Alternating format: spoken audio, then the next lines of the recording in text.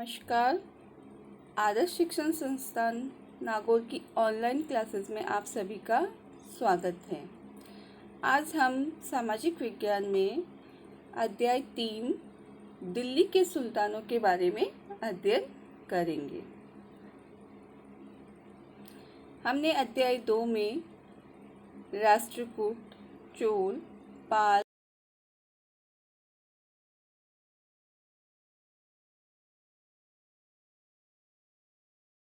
का सबसे पहले हम परिचय के बारे में अध्ययन करेंगे। उनकी जानकारी प्राप्त करेंगे कि किन किन राजाओं ने यहाँ शासन स्थापित किया था।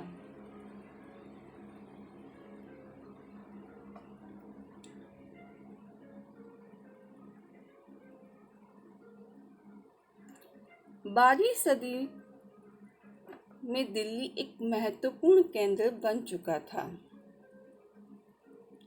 इसी सदी के मध्य तोमरों को अजमेर के चौहानों ने परास्त कर दिया था, यानी कि युद्ध में हरा दिया था और वहां पर अपना आधिपत्य कर लिया था। दिल्ली पर तोमरा का शासक हो चुका था। जब तोमर और चौहानों के शासन में ही दिल्ली एक वाणिज्य का महत्वपूर्ण केंद्र बन गया था।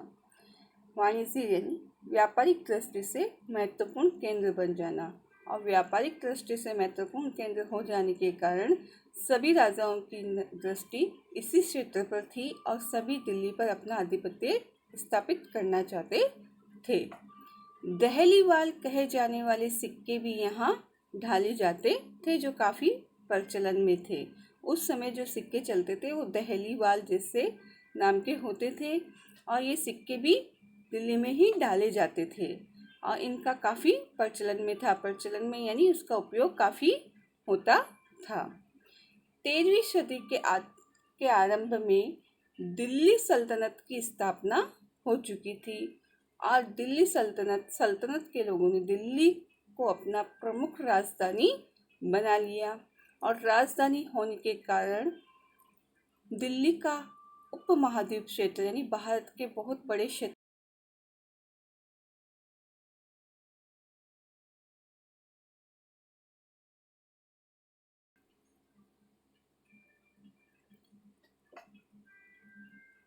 वर्तमान दिल्ली वाले क्षेत्र में सुल्तानों ने अनेक नगर बसाए थे, जैसे दहली, एक कोहना, सीरी और जहांपना।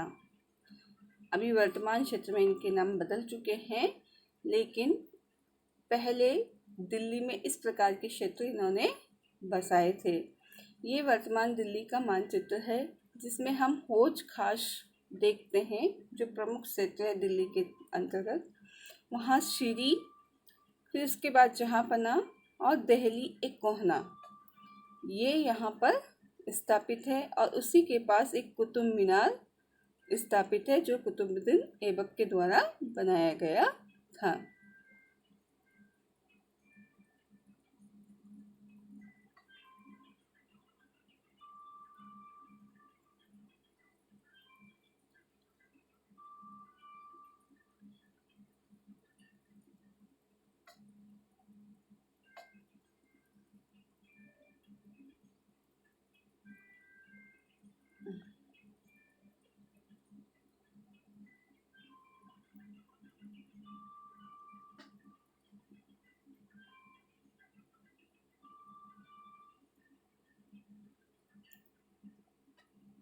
दिल्ली के शासक, हम दिल्ली के शासकों के बारे में यहाँ सामान्य सा परिचय करते हैं कि दिल्ली पर किन किन लोगों का शासक रहा है।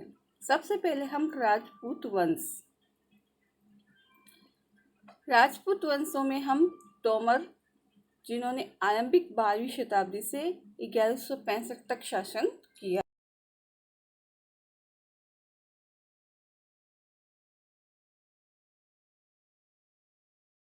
था। उसके बाद आते हैं चौहान, जिनका शासनकाल 1165 से 1192 तक का शासनकाल रहा है।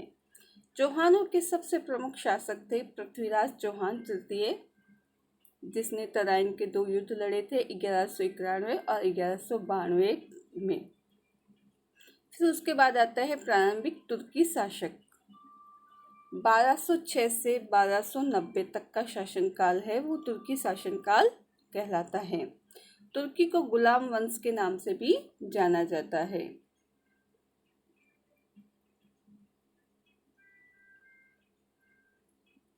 गुलाम वंश के नाम से जानने का कारण ये है कि ये जो कुतुबुद्दीन ऐबक है जो पहले शासकों के गुलाम के रूप में रह चुका है और गुलाम में रहते रहते ही इन्होंने शासन सत्ता प्राप्त की थी, इसलिए इसे गुलाम वंश के नाम से जाना जाता है।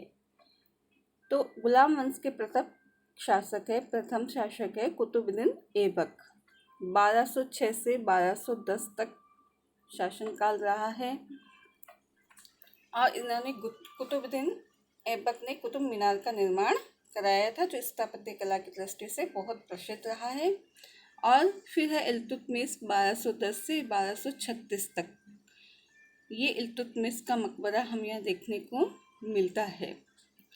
फिर है रजिया महिला सुल्तान, काफ़ी इल्तुतमिश की पुत्री थी और काफ़ी विरोधों के बाद ये मुस्लिम महिला शासिका बनी और शासिका बनने के बाद भी विरोधों के काल में ही इसने अपना शासन किया और इसका शासनकाल 1236 से 1240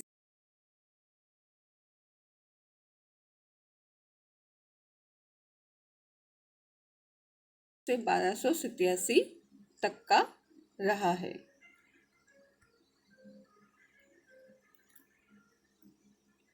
फिर है खिलजी वंश 1290 से 1320 का शासनकाल।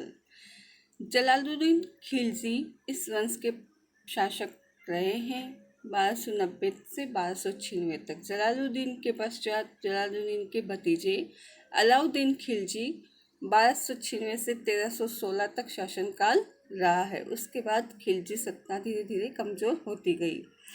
अलाउद्दीन खिलजी इस राज्य के प्रमुख राजा थे और इनके द्वारा इनकी शासन व्यवस्था में बाजार शासन प्रणाली थी वो बहुत अच्छी सुव्यवस्थित शासन प्रणाली के रूप में सामने आई है। तुगलक वंश 1320 से 1414 तक का शासनकाल तुगलक वंश का शासनकाल कहलाता है। गयासुद्दीन तुगलक 1320 से 1324 तक। मोहम्मद तुगलक 1324 से 1351 तक। मोहम्मद तुगलक तुगलक वंश के प्रमुख राजाओं में से एक हैं। उसके पश्चात फिरोज शाह तुगलक 1351 से 1388 तक का शासनकाल फिरोज शाह तुगलक का था। ये फिरोज शाह तुगलक का मकबरा।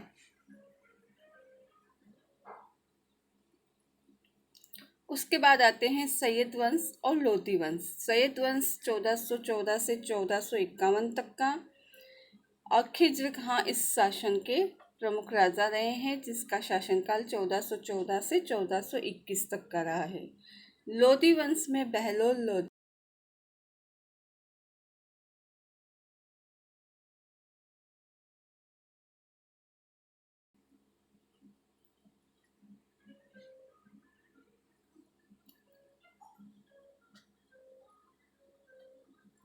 अब राजाओं के द्वारा किए गए महत्वपूर्ण कार्यों को लिखने के लिए पांडुलिपियां तैयार की जाती थी। पांडुलिपि एक कागज में राजाओं की प्रशंसा, उनके युद्धों का वर्णन आदि लेखक लोग लिखते थे। तो अब वो पांडुलिपियां किस प्रकार से तैयार होती थी हम इन 4 चित्रों के माध्यम से समझते हैं। देखिए, पहला चित्र है जिसमें कागज को बनाया जा रहा है, कागज को तैयार किया जा रहा है। दूसरे चित्र में उस कागज पर लेखक अपने लेखन का कार्य कर रहा है। फिर तीसरे चित्र में एक व्यक्ति है जो सोने को पिघला रहा है। ये सोने को जो पिघला रहा है उसका प्रमुख कार्य इसमें होता है, जो लेखन लिखा गया है उसमें कुछ प्रमुख अनुच्छेद होते हैं, उनका ध्यान आकर्षित करने के लिए जो सोना पिघला हुआ होता है उसमें उसका उपयोग किया जाता है। जैसे हम प्रश्नों के उत्तर लिखते हैं और कुछ अच्छा दर्शाना, उसका जो मेन पॉइंट होता है उसको दर्शाने के लिए उसको हाईलाइट का उपयोग करते हैं आज वर्तमान में। तो उसी जब पिछले समय में क्या होता था, उसे जब आकर्षित करने के लिए सोने से उसे हाईलाइट किया जाता था, सोने को पिघलाकर उसका उपयोग किया जाता था। जब लेखन का कार्य पूरा हो जाता था तब सभी पन्नों को एक साथ बांधकर उस पर जिल्द चढ़ाने का कार्य किया जाता था। इन चारों चित्रों के माध्यम से हम पांडुलिपियों का किस प्रकार से निर्माण होता था, इन चरणों के द्वारा हमने समझा है।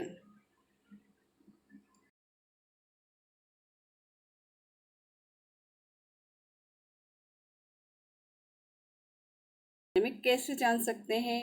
वहाँ के अभिलेखों के द्वारा, सिक्कों के द्वारा, स्थापत्य यानी भवन निर्माण आदि के द्वारा हम वहाँ के सुल्तानों की जानकारी ले सकते हैं। उसके अलावा भी हम वहाँ के इतिहास, तारीख और तवारीख, तारीख एक वचन है, तवारीख बहुवचन है, इनके माध्यम से हम सुल्तानों के बारे में जानकारी प्राप्त कर सकते हैं। सुल्तानों के शासनकाल की जानकारी हमें त्वारिख के द्वारा भी मिलती है। त्वारिख के जो लेखक होते थे वो सचिव, प्रशासक के कवि व दरबारी होते थे। वे लोग शिक्षित व्यक्ति होते थे। ये शिक्षित और विद्वान व्यक्ति ही त्वारिख के लेखक होते थे, जो कि शासनकाल की घटनाओं का वर्णन करते थे। साथ साथ में शासकों को प्रशासन संबंधित सलाह भी देते थे।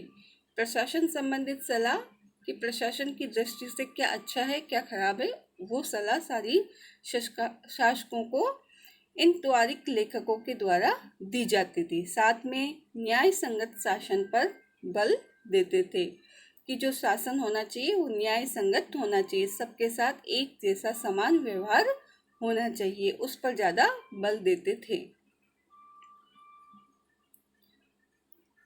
आज के गृह कार्य में आपको ये 4 प्रश्न करने हैं।